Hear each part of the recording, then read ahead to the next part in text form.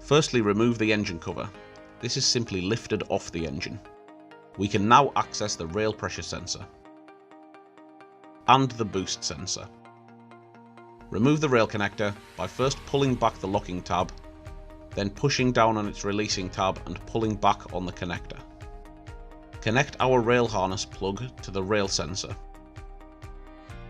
Then connect the factory rail connector to the corresponding plug on the supplied wiring loom. Remove the boost connector by first pulling back the locking tab, then pushing down on the releasing tab and pulling back the connector. Connect the factory boost connector to the corresponding plug on the supplied wiring loom.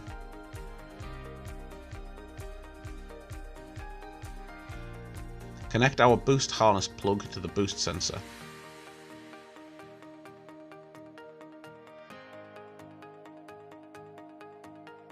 Connect the unit to the wiring loom, then place it into the provided protective bag.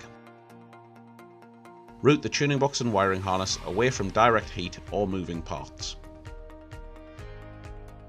Secure the unit and tidy the wiring harness with the cable ties provided.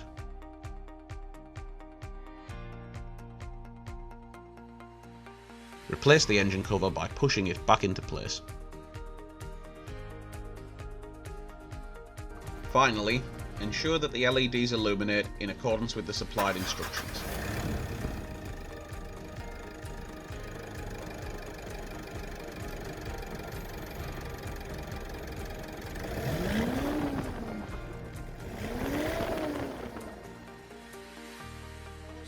I'm a fool for your love.